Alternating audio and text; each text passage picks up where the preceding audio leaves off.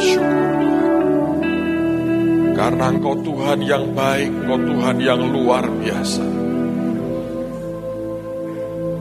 Terima kasih buat setiap kesempatan yang masih Engkau berikan buat kami.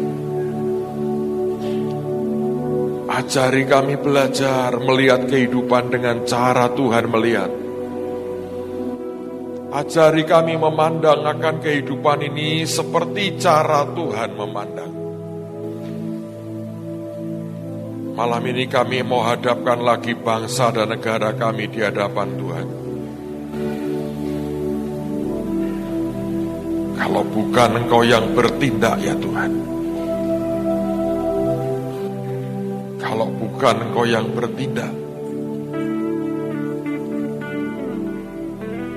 tidak ada satupun yang bisa menjaminnya.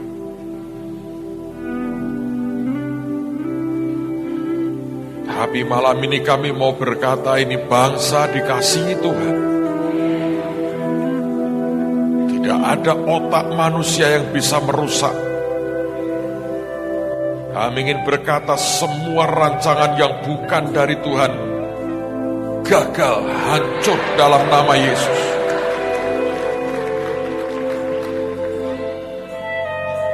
Tuhan, setiap manusia di bangsa ini bukan bidak-bidak catur. Tapi setiap hidup ini precious di hadapan Tuhan.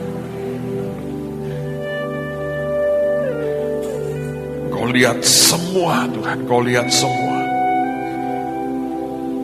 Bertindaklah ya Tuhan dalam nama Tuhan Yesus. Demi umat yang begitu besar. Kami mau berkata tidak ada darah yang tertumpah.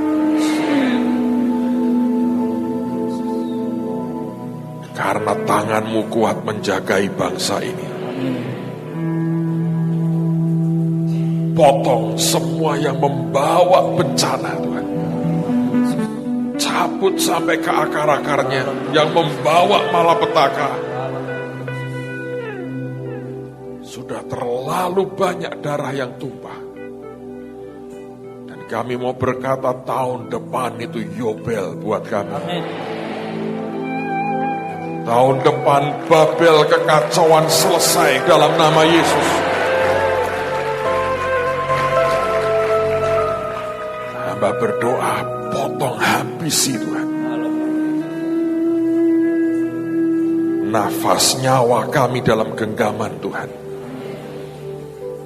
Yang Kau berkata hidup akan hidup, yang Kau berkata mati akan mati. Dalam nama Tuhan Yesus. Bertindak Tuhan, bertindak. Ampuni kami gereja-gereja Tuhan. Yang sangat tidak mengerti dan bahkan tidak tahu apa yang harus dibuat. Tapi Engkau Tuhan yang sanggup melakukan apa yang Engkau mau. Firman-Mu berkata selama masih ada yang menahannya, Engkau akan terus tahan Tuhan. Dan kami sadar kami tidak seberapa. Tapi kami berdiri seperti apa yang Tuhan mau. Dan atas perjanjian kebenaran dan firman Tuhan. Engkau menepati janji-Mu Tuhan. Selama masih ada yang menahannya, semua rancangan iblis itu tidak akan pernah terjadi. Terima kasih Tuhan. Malam ini Engkau bicara, buat kami tangkap akan hati-Mu. Di dalam nama Tuhan Yesus. Semua berkata, amin, amin, amin. Silakan duduk dalam hadirat Tuhan. Shalom. Saudara, bulan ini acara Bahtera akan dimulai tanggal 26, 27 dan akan berakhir tanggal 28 siang. Saya pernah katakan bahwa ini akan merupakan salah satu acara Bahtera yang paling penting dari rangkaian akan sekian tahun Bahtera ini ada. Salah satu reasonnya adalah karena kalau Anda memperhatikan begitu acara Bahtera selesai, dalam waktu kurang dari 2 minggu kita akan mestinya mendapatkan akan pemimpin yang baru. Tetapi bulan depan, bulan Juli juga merupakan SHRK yang penting. Karena salah satu tanggalnya adalah tanggal di mana kita akan memilih akan presiden yang baru. Saya berdoa, saya harap juga doa semua kita, Tuhan meluputkan kita dari apa yang tidak baik, dan Tuhan memberi kita yang terbaik buat anak-anaknya. Saudara, saya merenungkan beberapa ayat firman Tuhan, dan saya ingin bagi pada hari ini. Masih ada waktulah, walaupun mungkin tinggal 1 bulan kurang lebih, untuk gereja Tuhan berdiri dan berdoa, dan melakukan akan bagiannya. Kita sudah kirim orang ke semua provinsi di Indonesia. Saya sudah dengar akan kesaksian-kesaksian dari mereka yang pergi, mereka berangkat. Kita sedang menabur akan memenuhi akan cawan kebaikan. Karena Alkitab berkata, kalahkanlah kejahatan dengan kebaikan. Beberapa orang bertanya, Pak, apa gunanya itu? Saya mau berkata buat saudara, sekecil apapun yang kita lakukan, kalau itu kehendak Tuhan yang sempurna, hasilnya akan luar biasa. Sebab yang mengerjakan pembalikan keadaan itu bukan manusia kita, tapi Tuhan pencipta yang hidup yang melakukannya. Kita merupakan rekan sekerja Tuhan yang hanya melakukan apa yang Dia perintahkan. Dan saya percaya akan menghasilkan sesuatu yang ajaib. Mari kita lihat kitab Daniel pasal yang ke-12. Saya akan baca mulai ayat yang pertama sampai dengan ayat yang ketiga dari kitab Daniel pasal yang ke-12. Pada waktu itu juga akan muncul Mikael, pemimpin besar itu, yang akan mendampingi anak-anak bangsamu.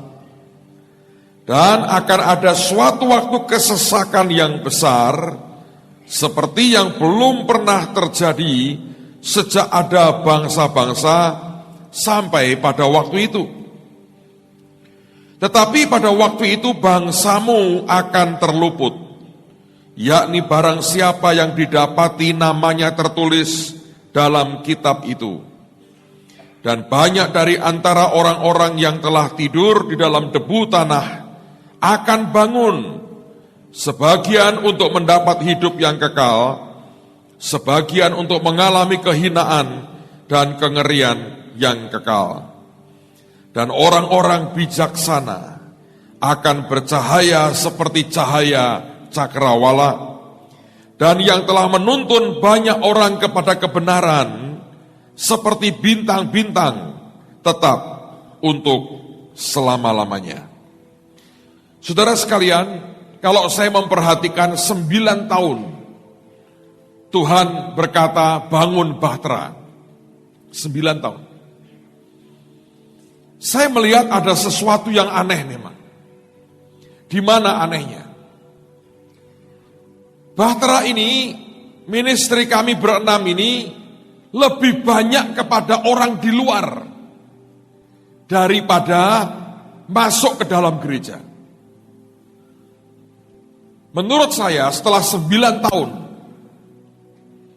saya menyimpulkan bahwa memang ini bagian daripada rekayasa Tuhan.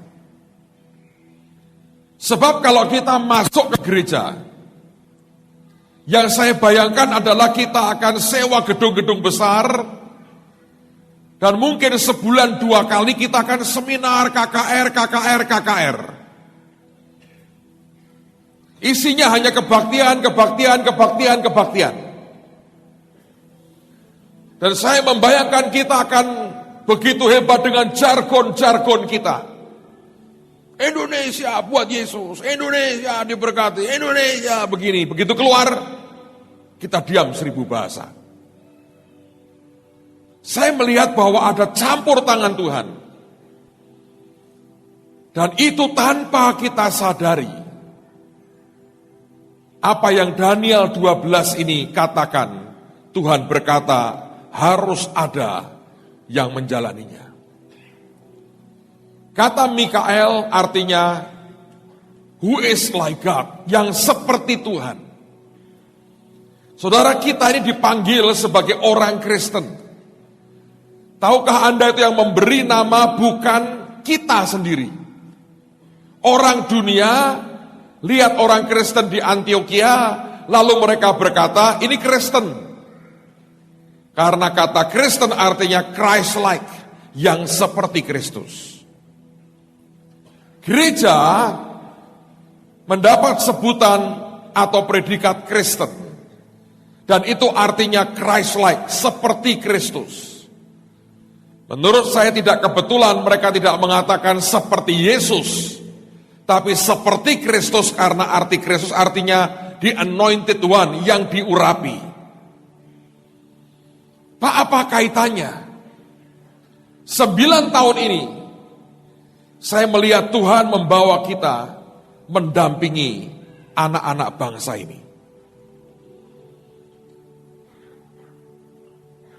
Ini sebuah mandat yang aneh, saya perhatikan ini aneh sekali. Dan sejujurnya saudara, mungkin tidak banyak orang yang mengingininya. Selama 9 tahun, kita diajari peperangan rohani. Mungkin Anda dengar kata peperangan rohani itu sampai pengen muntah rasanya. Ngomongnya kok peperangan rohani terus. Tapi belakangan saya makin mengerti. Saya mau cerita beberapa pengalaman. Dan ini buat saya sebuah peneguhan yang kuat sekali. Minggu lalu kami baru kedatangan tamu, hamba Tuhan, Pastor Konghi, pendeta Konghi dari City Harvest. Setelah kira-kira 13 atau 14 tahun tidak ke Semarang. Dia kemana, tapi 13 sampai 14 tahun tidak ke Semarang. Saudara, pada akhirnya dia datang. Beliau nyampe pagi, saya ketemu dia sore. Anak saya jemput dengan beberapa teman di airport. Dan sore ketemu saya, setelah 13-14 tahun tidak ketemu. Dia berkata begini, pada waktu aku lihat kamu, dia mengatakan begini, ini orang, rohnya sama ini, spiritnya sama. Saya nggak tahu apa maksudnya. Belakangan dia berkata maksudnya adalah dalam hal jiwa-jiwa. Lalu kemudian kami ngobrol dengan dia, saya ngobrol dengan dia sangat banyak. Siapa yang pernah mendengar cerita atau kasusnya pendeta Konghi? Ada yang pernah dengar? Angkat tangan tinggi-tinggi. Dia dalam 4 tahun terakhir ini statusnya adalah tahanan pemerintah. Dia bisa keluar dari penjara karena dia berikan uang jaminan. Besar sekali itu. Kalau tidak salah itu puluhan miliar. Dan setiap kali pergi ke luar negeri itu juga ada uang jaminannya. Jadi itu yang selama ini terjadi. Jadi dia mengatakan basically kalau dia khotbah, dia mengatakan Anda mendengar sebetulnya seorang yang terpidana ini. Saudara, saya mau cerita apa yang dia ceritakan.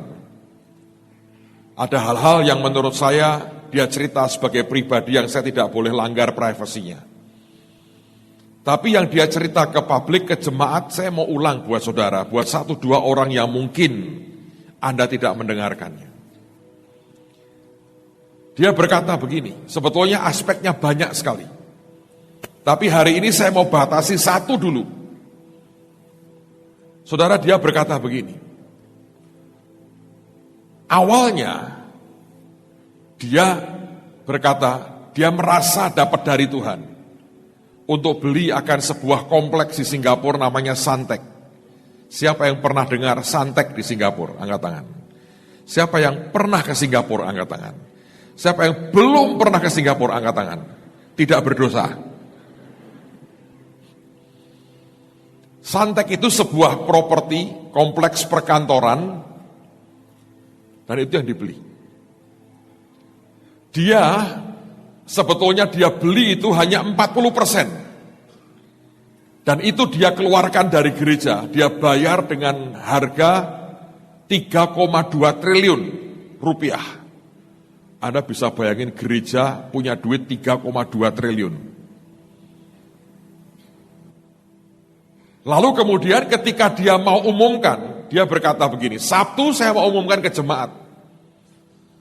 Maka itu artinya ketika dia ambil properti itu, dia berhak menggunakan convention centernya untuk kebaktian. Dan itu katanya kursinya 12.000 seperti di Holi. Hanya dia berkata kami pindah 2007, dia baru 2011. Kadang-kadang aneh loh saudara. Dia waktu datang pertama kali ke Semarang, katanya waktu itu jemaatnya 13.000, tempat kami 700. Tapi nyangkut soal gedung, kami 4 tahun lebih duluan sebelum dia bisa pakai yang 12.000. Itu pun cuma 40% punya dia. Yang Semarang total milik Tuhan Yesus. Jadi saya itu selalu belajar, ketika Anda hari ini di atas, jangan pernah merendahkan siapapun. Karena Anda tidak ngerti ujungnya seperti apa. So sekali lagi, dia Sabtu dia mau umumkan ke jemaat. Dan ini merupakan sebuah celebration besar. Apa yang terjadi? Dia kata hari Jumat malam, dia didatangi setan di kamarnya. Waktu dia cerita begitu saya kaget. Konghi ketemu setan juga ya. Gua pikir ininya kuat ini, nggak bakal iblis temuin dia dalam bentuk wujud begitu. Didatangi saudara. Dan dia ngomong begini, langsung saya tahu, itu penguasa Singapura. Dan dia ngomong loh saudara, saya tengkingi 1 jam tidak pergi. Ayo. Banyak orang berkata, usir dalam nama Yesus, selesaikan sekejap pergi. Tergantung. Pak Yusak pernah cerita, Bu Nani katanya di rumah beliau yang lama itu lihat setan gede, dia teriak-teriak, manggil kakaknya. Pak Yusak dengan gagah, mana. Dipukul iblis, buat geblak saudara. Saudara harus ngerti dunia roh. Di surat Yudas, itu diceritakan bagaimana Mikael lagi ribut dengan Lucifer, dengan iblis. Itu gak berani menghardik loh. Bayangin. Dia berkata, kiranya Tuhan menghardik engkau. Saudara mesti ngerti dunia roh.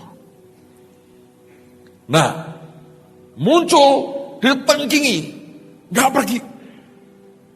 Dan selama 1 jam mengutuki dan ngancam. Dia berkata, aku bunuh kamu, aku bunuh keluargamu, aku hancurkan gerejamu. Tidak akan ada revival lewat hidupmu. Terus 1 jam ngomong seperti itu. Ditengkingi, gak pergi. Setelah lewat sejam, baru kemudian pergi.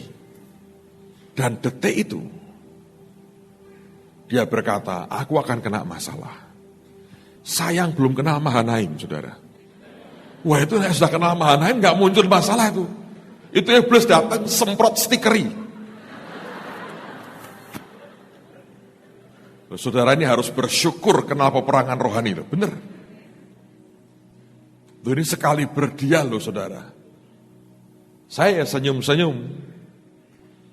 Wah ini kalau ketemu Mahanaim langsung didolongi, dipatok, diapa sampai jijik ini iblis langsung teriak. Pindah langsung mungkin ke kutub utara saudara. Tapi sekali berdia, artinya dia sadar, waktu dia tengking itu dia nggak bisa menang. Nah kok bisa gitu Pak? Nanti ada aspek lain. Kapan-kapan saya cerita kalau Tuhan suruh. Ada aspek lain. Dan dia sadar, dia berkata, waduh, kalau besok aku umumkan, masalah. Tapi dilema. Dengan gereja mengalokasikan dana sekian besar, tidak ngomong ke jemaat salah. Tapi malam sebelumnya ketemu setan, perang sejam, belum bisa menang. Dan akhirnya, dia umumin juga. Begitu dia umumin, Seninnya, headline di mana-mana. Dan surat kabar, bicara sangat negatif. Kalau Anda tahu Singapura, dengan uangmu mereka bahagia. Dengan Yesusmu mereka tidak bahagia. Saudara, apa yang kemudian terjadi? Dan disitulah serangan itu dimulai. Serangan itu dimulai. Dan satu kali, dia lagi khotbah di Singapura, di Sydney, maaf. Dia lagi khotbah seminar KKR 5 hari. Hari kedua atau hari pertama saya lupa. Selesai dia khotbah, dia balik ke kamar hotelnya. Teleponnya berdering. Dan dia bilang, wis ini long distance call ini. Dia angkat teleponnya. Di seberang sana, ada seorang hamba Tuhan nangis. Dia bilang, pastor. Dan dia tahu ini suara siapa. Dia berkata, 2 minggu ini, aku dan istriku mendoakan kamu. Dan aku terima pernyataan yang jelas dari Tuhan. Dan dia berkata, kamu dengar omongan nabinya. Tolong segera pulang ke Singapura. Benahi gerejamu. Karena tidak lama lagi, kamu akan ditangkap dan dimasukkan penjara. Yang ngomong itu, John Evans ini. Sorenya dia khotbah lagi. Karena itu merupakan khotbah terakhir karena dia pamit dengan pendeta tuan rumahnya. Dia bilang, jangan tanya kenapa, aku harus pulang ke Singapura. Pendetanya berkata, oke, tolong khotbah sekali lagi. Dia khotbah.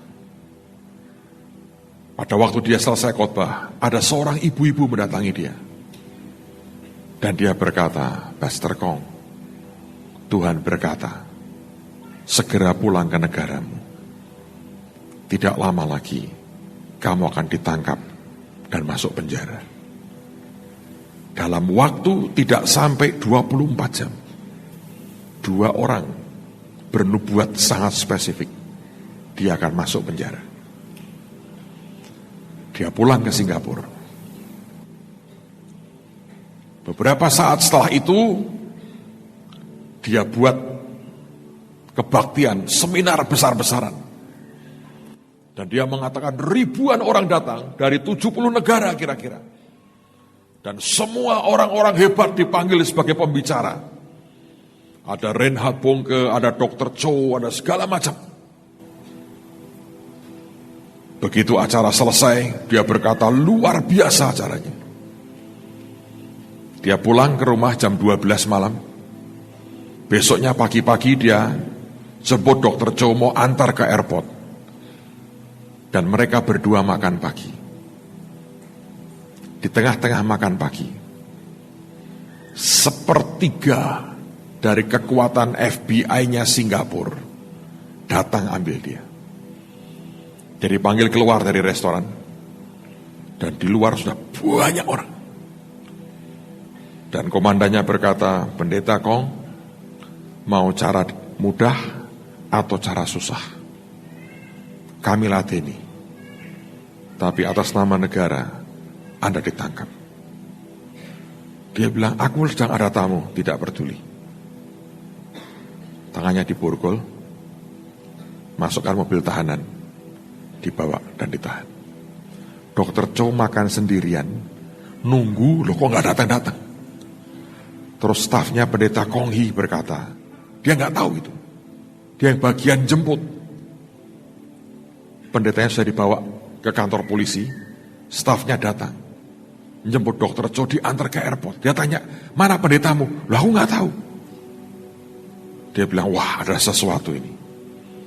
Begitu dia sampai di Seoul, di Korea, dia sudah dengar, ditangkap polisi. Lalu saudara, singkat cerita,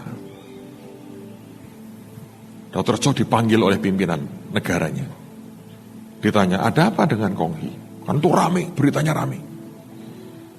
Dr. Cho tanya, kok kamu tahu dia? Tiap pagi aku lihat dengerin khotbahnya dia di TV. Dr. Cho bilang, aku tidak tahu. Lalu presidennya ngomong, coba aku cari tahu. Dikirim staf intelijennya ke Singapura. Dan akhirnya pulang memberi laporan. Ini masalah gawat. Dia berhadapan dengan orang paling berkuasa di Singapura. Ditanya, apa salahnya? Dia membeli Suntec City. Dan itu membingungkan. Kenapa beli Suntec City dan sekarang harganya double? Dia sih berkata di atas kertas, properti gereja naik. Dari aku bayar 3,2 triliun, sekarang 6,4 triliun. Di atas kertas. Timbul pertanyaan, apa salahku? Kalau Anda melihat kan dikejar segala macam itu. 4 tahun. Tidak bisa dibuktikan. Dan tidak bisa lepas. Saudara, kalau Anda mendengar cerita seperti ini, hati-hati hatimu ya. Karena ada orang langsung, nah makanya dia nggak ngerti gini, nggak ngerti gini. Itu seperti kalau Anda punya anak, masih belajar berjalan, jatuh, salahnya sendiri, harusnya gini, harusnya itu gini. Itu keterlaluan, tahu nggak saudara? Bahkan Anda dengan orang susah pun nggak punya empati. Kebiasaan menjudge orang Anda harus buang jauh. Karena tidak ada satupun di antara kita yang berhak lempar batu kepada orang yang salah. Ngerti saudara? Lalu apa yang kemudian terjadi? Dia bingung. Aku beli Suntec City, apa salahku?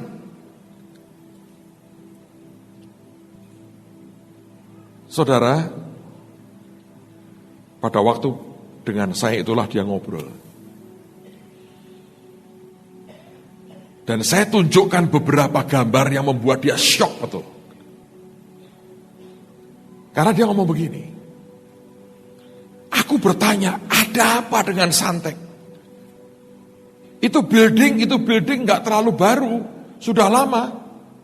Awal 90-an kalau gak salah itu. Dan dia memang cerita begini. Pada waktu itu, ekonomi Singapura sedang turun. Lalu ada orang paling kaya di Hong Kong, Lee Ka-seng, pompa dana ke Singapura. Dan diantaranya dipakai untuk membangun akan Suntec City. Ternyata arsiteknya itu orang Kristen. Dia dengar persoalan ini, dia datangi pendeta Konghi. Dia berkata, kamu tahu nggak? Ini pasti kamu urusan dengan Suntec. Kok bisa? Terus dia cerita. Aku ini arsiteknya. Semua desain itu bukan dari otakku. Itu permintaan. Dari siapa? Dukunnya. Saudara pikir orang Singapura kan sangat intelek, logis gitu kan? Kita mungkin lebih logis dari orang Singapura. Saudara pikir orang Amerika, orang Eropa itu logis, gak tahu mistis. Mistis banget. Saya bulan lalu baru pulang dari Eropa atau dari Belanda, dari Austria. Terus saya pergi ke sebuah negara aneh namanya Liechtenstein. Aneh banget. Jadi itu semua desain itu bukan dari kebutuhannya mau apa. Nah terus desainnya apa? Terus dia cerita. Itu menggambarkan dua. Yang pertama bentuk begini, ini mulut naga. Di tengah kota Singapura nanti ada kayak tower kecil begitu. Itu ekornya. Loh, jadi memang digambar begitu? Iya. Gambarnya gambar begitu. Sambil kerasuan-kerasuan teler begitu, dia gambar. Arsitek suruh buatin. Puji Tuhan, Bu Iin tidak jadi arsitek ya. Oh, dia kerja jadi arsitek kan, bukannya rubuh sih tidak, tapi banyak goyang pasti saudara. Gedung yang berbeda, gedung peperangan rohani. Tapi yang terjadi adalah, yang kedua dia berkata, itu gambar sebetulnya, tangan kiri, telapak tangan kiri. Jadi Santek itu 5 building begini saudara. Yang paling ujung ini 18 lantai, yang 4 ini masing-masing 45 lantai. Itu gambar tangan. Terus kemudian pada bagian tengahnya ini, di telapak tangan ini ada fountain of wealth. Itu seperti apa ya? Kolam. Ada mata, ada airnya. Itu mereka percaya sebagai air kemakmuran. Dan dia berkata arsiteknya, tepat di bawah itu, kolam itu, 100 meter, semua jimat itu ditanam di situ. Dan itu dia mengatakan sumber kekuasaan, simbol kekuasaan dan kemakmuran dari orang itu. Begitu Anda beli Santek, seperti Anda menantang dan menghina dia. Dan karena orientasinya pada kekuasaan, dia berkata ini pendeta, lama-lama jadi Perdana Menteri ini. Kerjain saudara. Kalau itu semata-mata soal politik, nggak akan muncul setan sejam itu nggak mungkin. Saya hanya membayangkan saudara. Satu negara kecil yang kata Pak Habibie cuma 1 titik merah, red dot di peta. Setan berjuangnya seperti itu. Saudara pikir di negara ini dia akan diamkan? Kalau anak Tuhan bergerak dan bertindak. Saya merasa dia seperti punya sebuah kesempatan untuk menghancurkan negara ini. Makanya 1 bulan ini saudara, ayo kerjakan apa yang harusnya menjadi tugas kita. Gimana Pak caranya dampingi anak-anak bangsa ini? Saudara, pada waktu dia cerita begitu, saya kaget. Saya terus terang tanya, Pastor, kamu percaya peperangan rohani? Dia bilang, setan di depanku sejam, aku tidak percaya bagaimana? Oke.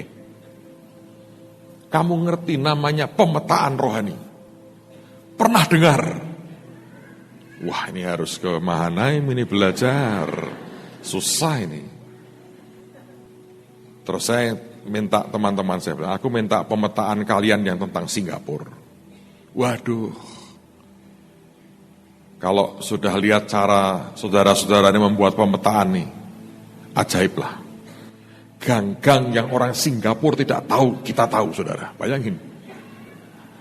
Lalu saya tunjukkan gambarnya tentang jari, telapak tangan. Saya bilang, ini kan? Iya betul. Kantorku di sini. Terus saya bilang, ini ada ininya kan? Iya betul. Terus saya tunjukkan ke dia begini. Ini yang membuat dia kaget. Di bagian pergelangan inilah ditaruh akan convention centernya. Dia bilang persis. Ketika dia lihat dia ngomong gini, kamu tahu nggak? Sejak peristiwa itu, pergelangan tanganku cedera 3 kali. Awalnya cuma ngangkat koper ringan, itu cedera sampai 3 kali. Ketika saya tunjukkan itu dia kaget. Kamu tahu dari mana? Ini pemetaan. Lalu kemudian saya tunjukkan gambar kedua, terus terang sampai teriak saudara. Saya tunjukkan Marina Bay. Bagi yang tidak tahu, cari peta. Jelasnya susah. Saya bilang gini, Pastor, ini tanah asli pulau di Singapura atau reklamasi yang ini. Dia bilang pasti reklamasi daerah baru. So, ini dibuat by design kan? Yes. Lihat bentuknya, saya bilang. Terus saya tunjukkan sebelahnya itu gambar rahim. Dia bilang, sama enggak? Kaget dia teriak, hah? Aku enggak pernah lihat ini. Saya tunjukkan yang ketiga. Kalau yang kelima saya takut dia pingsan, saudara. Ketiga saya tunjukkan, itu jalur MRT di Singapura. Terus dikasih tanda merah, ini jalur MRT. Ya, betul. Saya tunjukkan gambar sebelahnya. Janin kan, kaget dia. Dan istrinya keguguran 2 kali. Anak yang ketiga itu hampir gugur. Dia bilang, aku mesti bawa pulang ini. Fotokopimu untuk aku. Bawalah. Aku sudah apal luar kepala.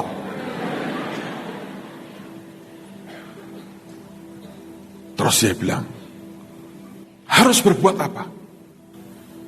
Saya mulai ngomongi begitu. Dia bilang, please. Tolongi aku lah. Tolongi aku.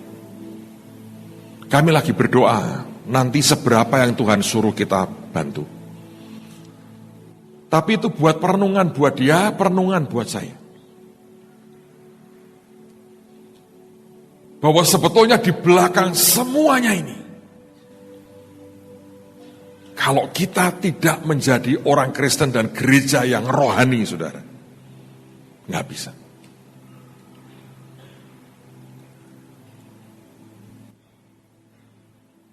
Kenapa harus didampingi?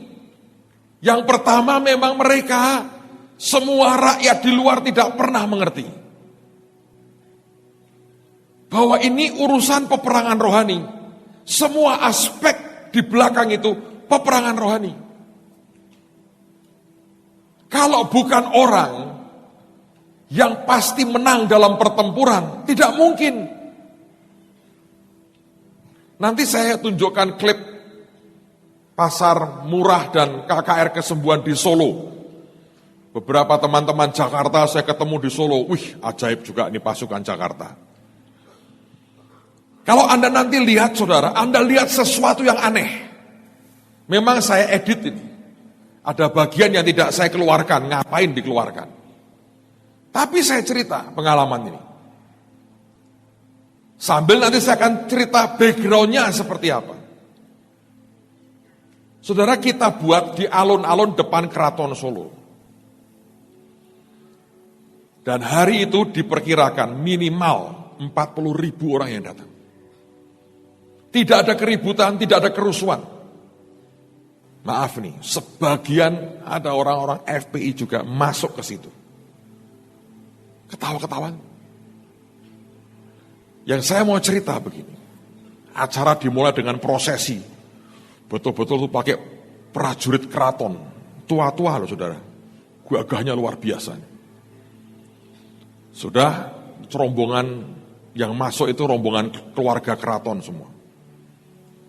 Dari yang dirajakan sekarang, yang dituakan jadikan raja, nyatanya sekarang dengan keluarganya. Itu jam 2:30 lah. Yang saya mau cerita dengan saudara, mereka itu memaksa menampilkan tarian mereka. Tariannya apa? Reog. Siapa yang pernah lihat reog? Coba angkat tangan. Siapa yang nggak tahu reog sama sekali? Angkat tangan. Nggak dosa kok, nggak dosa. Nggak tahu reog itu apa-apa? Angkat tangan. Susah juga jelasinnya. Sudah. Itu orang nari pakai topengnya gede banget, puluhan kilo, pokoknya gitu. Nah itu singkat cerita, nari persis sebelum doa kesembuhan. Di panggung yang sama, saya berdiri di situ, saya bilang, Tuhan, maaf nih Tuhan, ini gila bener nih. Dan di depan saya beberapa penarinya trance. Walaupun cuma sekian detik trance. Itu sampai seperti orang perang frontal. Anak-anak TV kami untuk pertama kali saya melihat frontal. Bukan garis keras lagi, keras banget sudah. Tangan kanan bawa kamera, tangan kiri bawa semprotan tumen. Mending kalau kecil, itu loh untuk setrika itu loh saudara. Gede.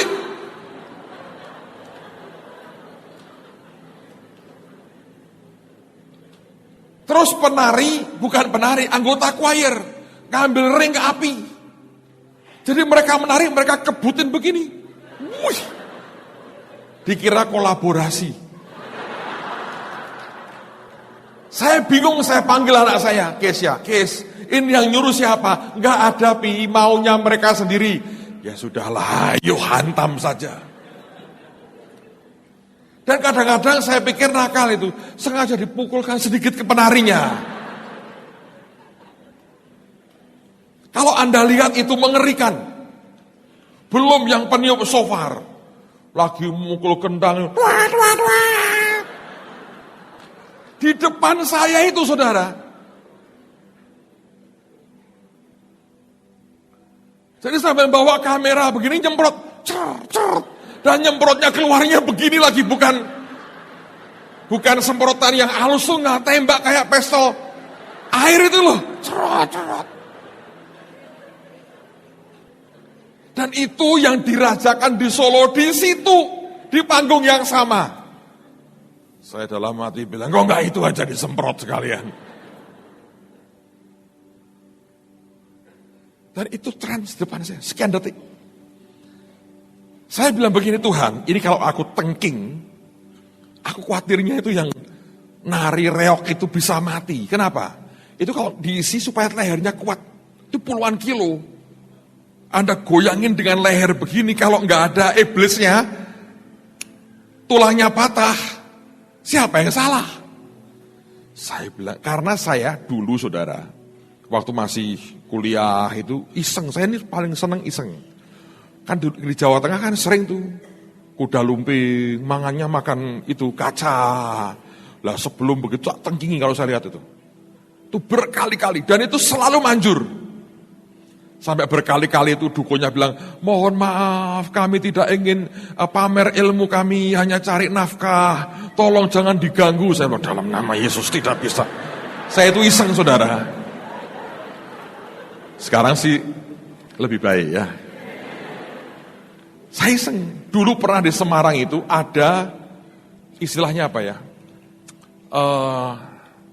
Acara satu hari di mana semua paranormal hebat kumpul. Dan mereka itu mempraktekkan kekuatan ilmunya. Saya kirim anak-anak, banyak sekali. Bubar hari itu saudara. Tidak satu pun berhasil. Sampai lewat mikrofon ya begitu. Tolong kami ini hanya ingin pertunjukan biasa, ini bukan adu ilmu. Kami minta maaf kalau menyinggung beberapa orang. Makin begitu makin semangat dalam nama Yesus. Lah dulu belum ngerti tumen dong, pokoknya dalam nama Yesus bahasa roh itu. Itu pun manjurnya luar biasa. Jadi saya bilang gini, Tuhan ini gimana? Tapi saya melihat penglihatan yang luar biasa hari itu. Saya lihat di sebelah saya ada malaikat gede. Dan dia hanya berkata, gampang. Loh gampang gimana? Ini enggak ada haleluya 12 kali. Enggak. Semua bukan orang Kristen kok saudara. Nanti ada lihat di video, di DVD klipnya. Malaikat hanya berkata, gampang gimana? Ini rohnya kayak begini. Dia hanya berkata, nanti cuma begini aja loh. Gini, ginkang tingkat tinggi ini. Saya praktekkan. Begitu dia selesai, pangerannya ini maju ke depan. Dia berkata, saudara-saudara, bapak ibu, siapa yang sakit? Banyak. Ayo maju ke depan. Itu aneh loh. Nurut, maju ke depan. Ini ada Bapak Pendeta Petrus. Nanti mau mendoakan orang sakit. Saya dikenalkan sebagai pendeta loh. Terus, monggo Pak Pendeta, kasihkan mic-nya. Saya bawa mic sendiri sih. Jadi saya terima, saya salahkan orang lain. Saya sudah ngomong sama anak saya penari. Kalau aku lihat terlalu pekat, kamu nari ya, perangi bersihin. Tapi saya lihat Tuhan itu luar biasa. Saya cerita ini supaya Anda ngerti, ini tuh real. Jangan hanya nikmati ceritanya, Anda tidak pernah ngalami. Konyol, saudara. Ketika saya berdiri itu, saya tahu urapan Tuhan itu begitu kuat. Saya bilang, saya sapa mereka sebentar. Terus saya mulai bersaksi. Begitu saya mulai bersaksi, yang saya tahu belakangan, itu beberapa orang langsung sembuh. Saya nggak sempat minta menari waktu itu. Dan roh Tuhan kerja. Dan betul-betul, saudara, saya pakai otoritas. Itu setan bisa kepental semua. Dan hari itu saya lihat kemuliaan Tuhan. Yang disembuhkan antri bersaksi banyak sekali. Sampai saya heran. Sepanggung dengan reok. Kuda lumping. Tari merak. Tetap Yesus yang luar biasa.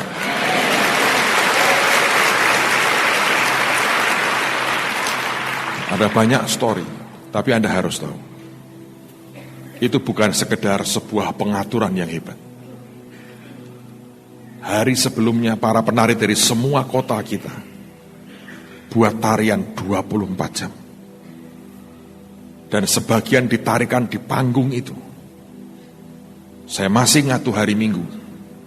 Saya tiba di Solo selesai kebaktian kira-kira mungkin jam 9:30 mungkin. Mereka masih nari. Saya lihat itu. Terus Tuhan ngomong sama saya, nak, patok beberapa tempat, nak. Saya tunjukkan saya 2 titik. Bawah panggung, nak. Bawah panggung. Tuhan berkata, nanti kamu lihat besok. Saudara, kira-kira 10:30, mereka sudah mau mengakhiri 24 jam tarian. Saya diminta untuk doa memeteraikan. Bu Ripkah Peka dari Semarang, dia bawa deklarasi yang pernah saya ucapkan di Jogja dalam bahasa Jawa yang tinggi. Saya bilang, Tuhan bilang, baca itu, nak. Saya naik ke panggung. Saya sudah siap-siap mau menghadap ke arah keraton. Badan bisa diputar Tuhan. Ke arah tertentu. Belakangan saya tahu. Itu arah tempat di mana mata air zaman Hindu dulu, yang sudah kering, itu akan dihidupkan lagi. Orang dari berbagai negara, urunan, saudara, untuk beli properti itu. Karena tempat mereka yang sekarang, kira-kira sekian kilo dari Solo, tiba-tiba airnya kering. Dan mereka merasa mendapatkan wangsit, itu akan muncul lagi airnya. Saya cuma menghadap, saya baca lagi apa yang pernah ditulis dan diucapkan di Jogja.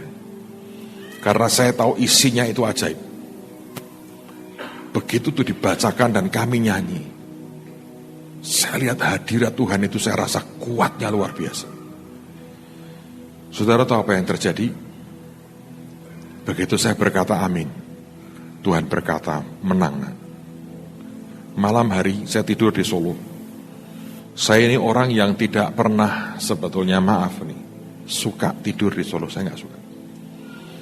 Sebab ada cerita, tiap kali saya di Solo, itu roh datang itu banyak sekali. Bukan nyerang, saudara. Seperti ngumpul, banyak sekali. Yang terakhir sekali saya nginep di Solo itu, jam 2, jam 3 itu, dengar suara kayak pasar, audible. Hotel itu nggak ada pasar. Telinga saya sampai dengar audible. Seperti rakyat banyak kayak pasar. Makanya saya nggak terlalu suka. Tapi hari itu terpaksa saya. Karena saya pikir kalau saya dari pagi akan berat dari Semarang. Terus kedua, para penari akan selesai sebelum jam 11. Jadi saya merasa saya mesti nutup meteraikan lah. Gak ada pilihan. Tidak bijak juga pulang Semarang dulu terus pagi-pagi balik Solo lagi. Tapi malam itu didatangi lagi. Tapi bukan oleh orang banyak. Saya lihat penguasanya itu perempuan, saudara. Cuma datang diem, nggak ngomong apa-apa. Nggak lihat ke saya juga enggak, cuma muncul begitu. Dan saya lihat badannya, mukanya bengkak semua, hancur. Saya bilang, oh digebuki 24 jam dia. Beneran, gebukin 24 jam. Saudara, di tengah-tengah saya mendengarkan orang-orang bersaksi. Ini pangerannya ngomong, Pak, istri saya di bawah sakit, bisakah didoakan? Ternyata beliau itu jatuh, terus patah kakinya, terus sudah dianulah, tapi masih pakai tongkat jalannya, dan gak bisa fit. Saya bilang, saya datangi, saya pergi ke panggung VIP. Begitu sampai di sana, saya doakan, ibunya sudah tua.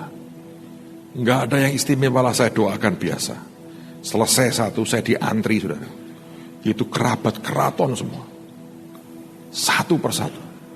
Termasuk dari militer, dari mana, dari yang di VIP, semua ngantri. Ada seorang bapak, dia termasuk yang dituakan. Matanya itu kabur satu, dan harus dioperasi.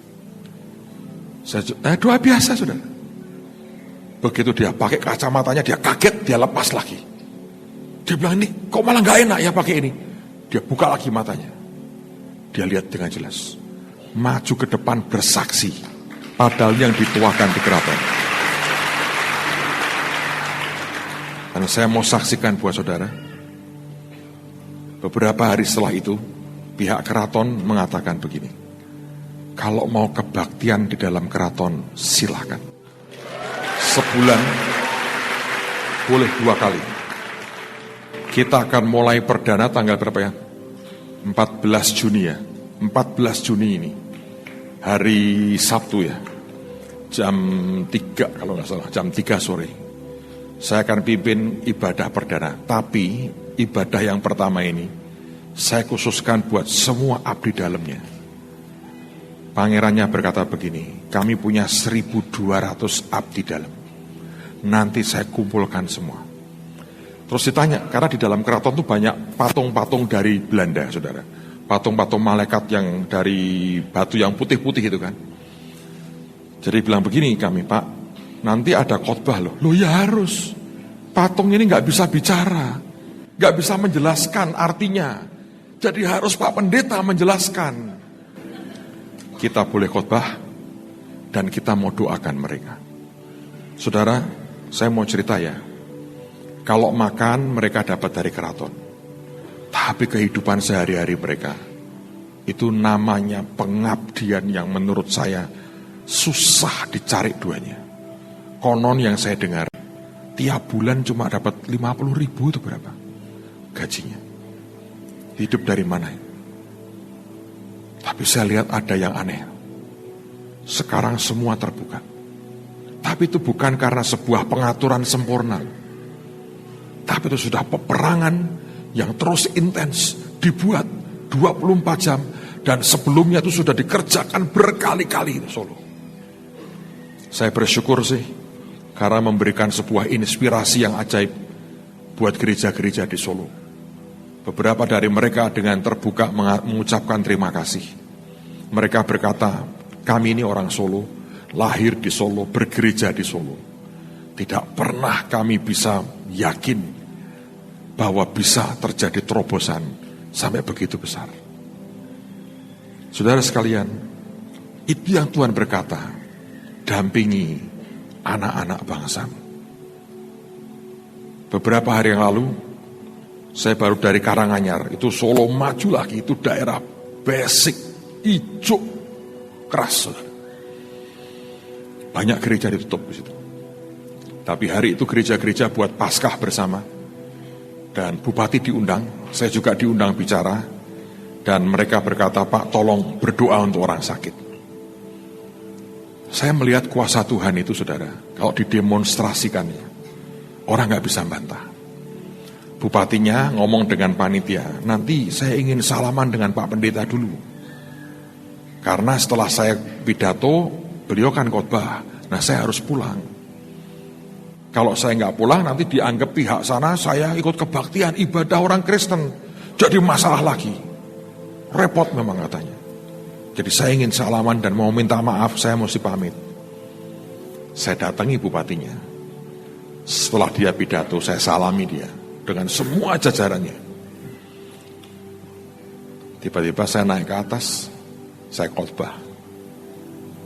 Dia duduk dengerin sampai khotbah saya selesai. Dia nggak pulang juga. Mungkin dia tidak berpikir bahwa saya sedang khotbah. Untung saya bukan pendeta agamawi. Saudara-saudara di dalam Kristus Yesus, marilah kita membuka Injil Yohanes pasal 305. Oh, pulang dia kira-kira, saudara. Kalau Anda ya tidak hidup bergantung kepada pengurapan Roh Tuhan, repot. Dan dia duduk, dia nggak pulang sampai saya selesai. Saya altar call orang untuk siapa yang sakit. Dia lihat kita mendoakan orang sakit. Dan begitu antrian panjang mulai bersaksi, baru dia agak sedikit kaget, terus cepat-cepat dia pulang, saudara. Saya baru dengar kabar kemarin, Bupati berkata begini, loh kalau Solo ada pasar rakyat dan doa kesembuhan, kami juga mau. Buat di lapangan dong katanya. Kalau kita menangkan yang di atas, saudara, yang di bawah ini dahsyat sekali. Salah satu, besok saya akan bahas lebih jauh. Kalau ada waktu. Kong Hee ngomong sama saya gini, Pastor, aku sudah ketemu banyak orang di negaramu. Aku gak pernah dengar yang seperti ini. Sekarang aku tahu apa yang Yesus katakan. Dia berkata apa? Roh Tuhan ada padaku.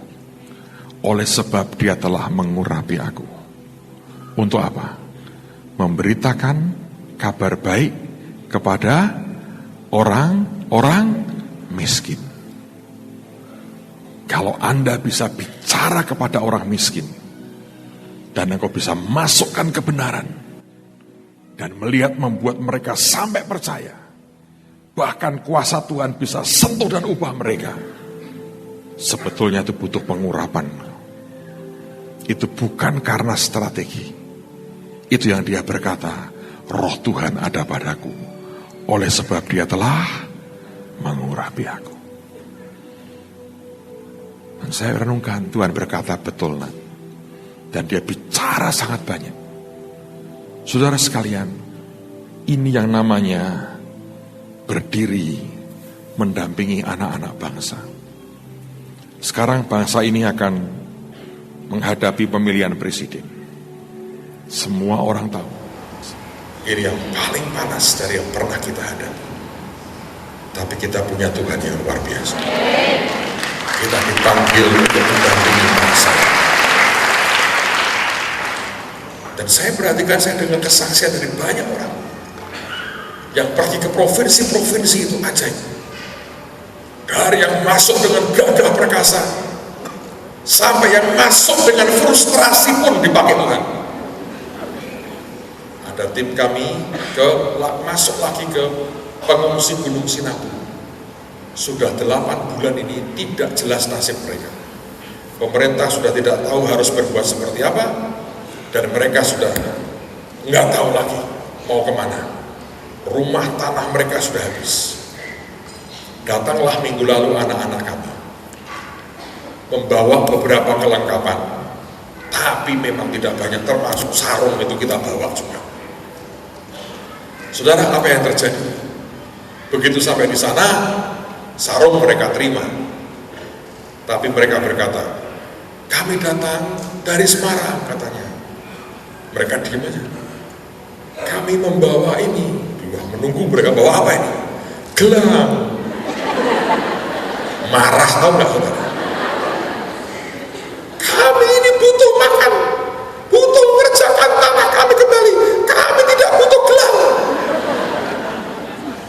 Biasanya kan kesaksiannya gelang itu, mentakjubkan, diterima di mana-mana. Kali ini marah mereka.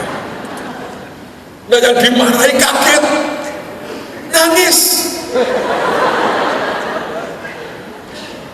Tentara kok nangis ya Pak? Ya biarin. nangis. Wong Yesus saja menangis ya saudara. Dia nangis berkata, saya jauh-jauh, saya nggak punya kenalan aparat, saya nggak punya pengaruh di pemerintahan, saya orang biasa sama dengan Anda, tapi saya jauh-jauh bawa gelang ini untuk mengatakan kami mengasihi saudara. Dengar gitu mereka ikut nangis.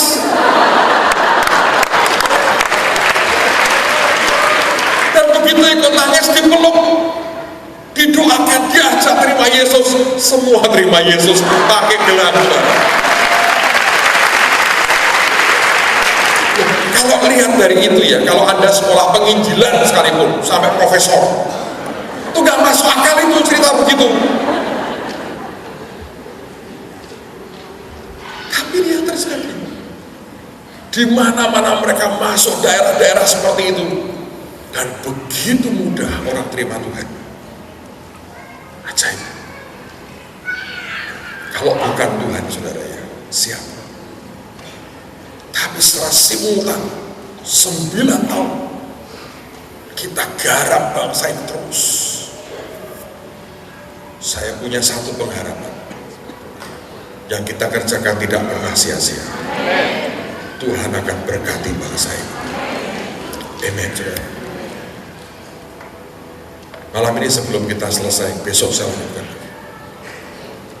Saya memang punya janjian dengan Pastor Konghi itu ketemu di Singapura bulan Agustus.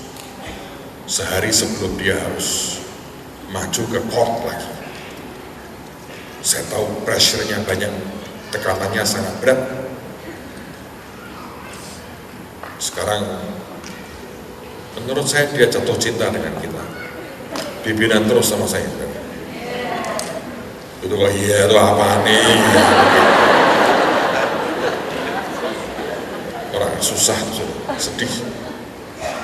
Saya terus terang mendengar cerita dia, cerita Dr. Joe, hati saya hancur. Tapi saya mau berkata buat saudara, ini bangsa juga butuh didampingi. Ini bangsa butuh dilawan. Saya ingin malam ini hanya Anda yang tergerak saja. Mari beri persembahan khusus buat pekerjaan Tuhan, buat misi.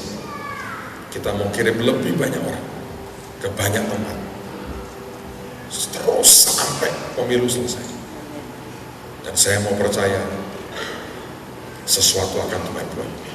Terima kasih buat dukungan Anda buat Solo. Thank you buat semua korban dan semua yang Anda beri. Dan sebelum kita beri persembahan, silahkan lihat akan klipnya. Lalu kita berdoa dan bawa korban kita untuk pekerjaan Tuhan, untuk misi Tuhan pada malam hari ini. Silahkan tolong diputar klip Solo.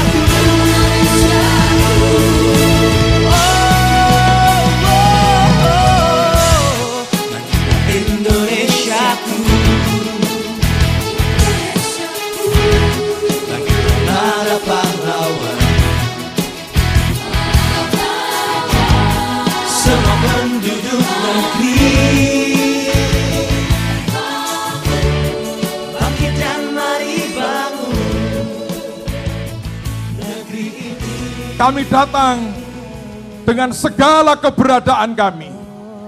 Tapi kami mau menghadap kepada Tuhan, jalan kebenaran dan hidup. Ulurkan tangan-Mu Tuhan, sembuhkan anak-anak-Mu semuanya, hamba berdoa. Dan aku berdiri di dalam nama Tuhan Yesus. Tidak ada kuasa yang boleh berkuasa lagi. Tidak ada sakit penyakit apapun.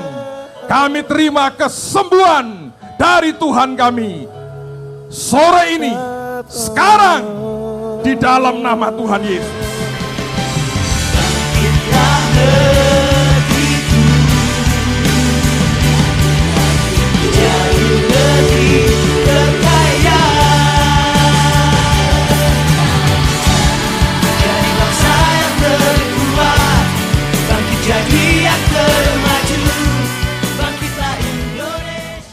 Nah, 6B setunggal tahun. Setunggal tahun. Nggih. Tidak bisa mendengar nggih, Pak. Sampun. Saniki Sampun. sampun, tepuk tangan. Gusti Kang kuwasa wijaksana. Menapa kabul kula? Saya 1 tahun sakit vertigo sampai muntah-muntah terus. sampai muntah-muntah terus Sekarang mata saya sudah enak, sudah padang. terus pusingnya Pusingnya hilang. hilang. Pernah sampai jatuh ya Bu ya? Pernah. Karena vertigo dan pernah muntah-muntah. Saiki sudah sembuh. Coba Bu sekarang digoyang-goyang kepalanya. Terus sudah nggak sakit? Sudah nggak sakit? Setan ora doyan demit orang dulit. Leloro padha lunga nggih Bu nggih. Nggih, coba Ibu sekarang ini. Pon mantun, sudah sembuh? Enak. Enak sekali. Enak tenan, sembuh. Sakit berapa lama, Pak? Sakitnya? 5 tahun. 5 tahun. Mboten sakit melampah nggih, angel. Desa ning terus jarak pon iki 3 tahun iki timi.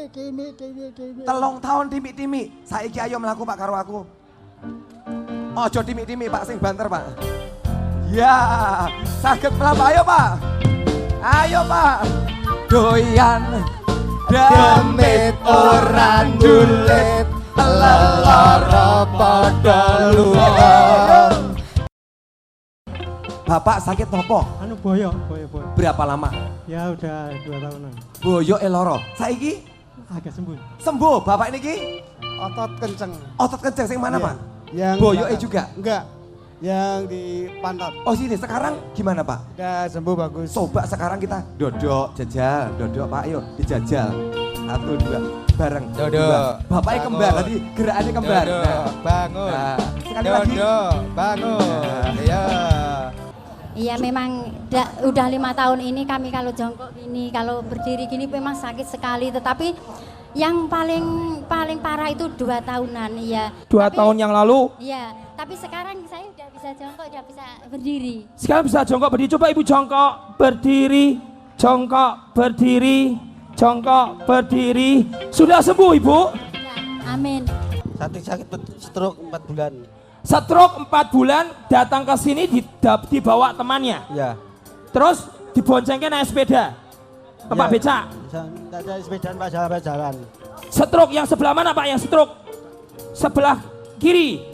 Nggak bisa jalan berapa 4 bulan. Coba Bapak jalan, ayo. Loh, ayo Pak, terus Pak, terus. Terus Pak, melayu. Pon mantun.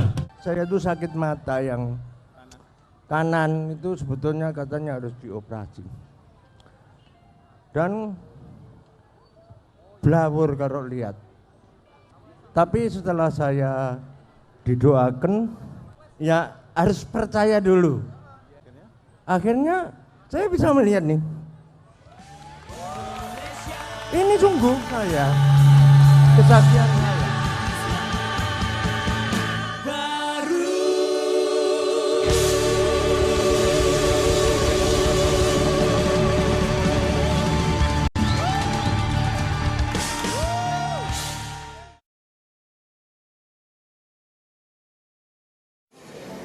Boleh cerita sedikit saudara ya? Ada sedikit yang rada gimana gitu di hati saya. Sekian tahun lalu, tapi itu kalangan sendiri aja. Kami lagi doa 6 hamba Tuhan ini, muter dari kota ke kota.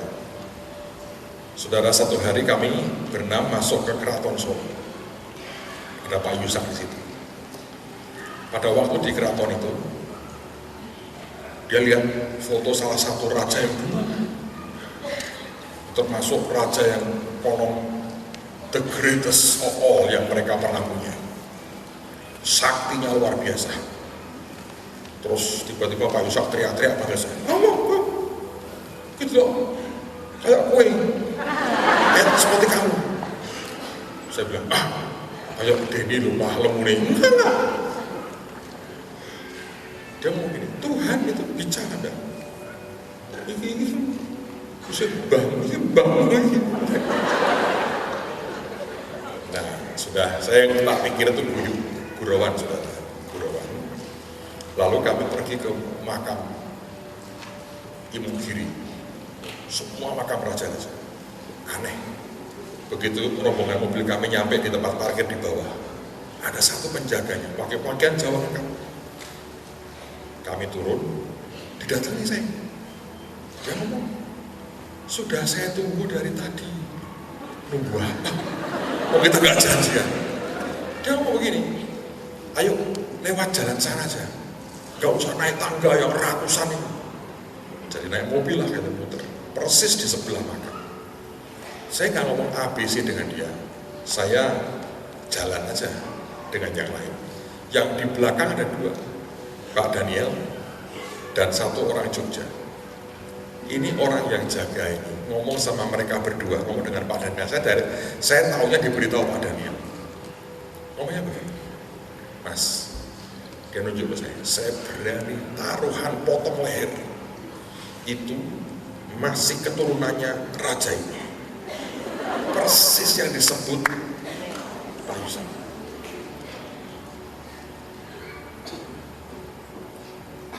Saya sampai hari ini saya nggak cari-cari, ini terus terang nih ya. Sekarang mereka mau beri saya gelar keraton. Saya nggak mau,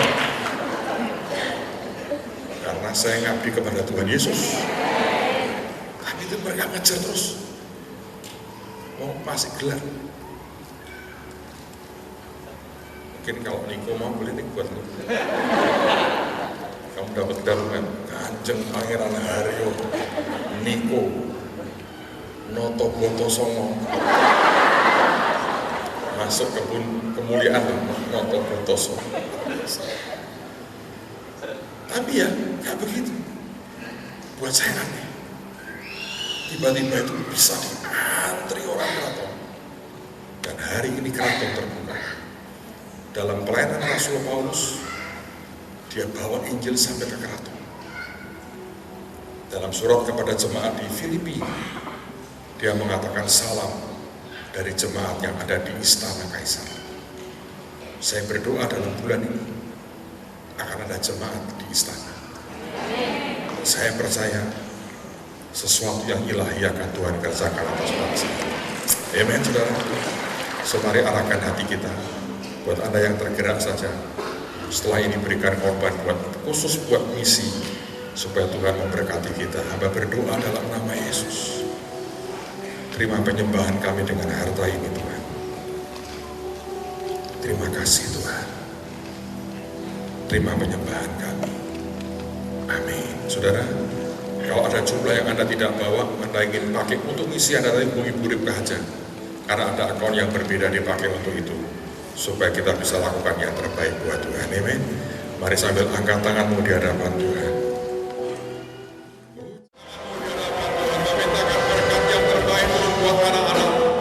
Tuhan, jadikan kami pasukan Tuhan yang luar biasa dan pelaksana firman yang kuat dalam kehidupan kami. Apa yang tidak mungkin jadi mungkin. Bangsa ini kami tahu akan dilawan Tuhan, diberkati Tuhan. Sesuatu yang ajaib sedang Engkau siapkan Tuhan. Dan kami berkata, hanya rancangan Tuhan yang boleh jadi, bukan rancangan yang lain. Kami mintakan berkat yang terbaik turun. Siapkan kami buat esok, sesuatu yang lebih dahsyat akan Tuhan kerjakan. Terima kasih Bapa, di dalam nama Tuhan Yesus.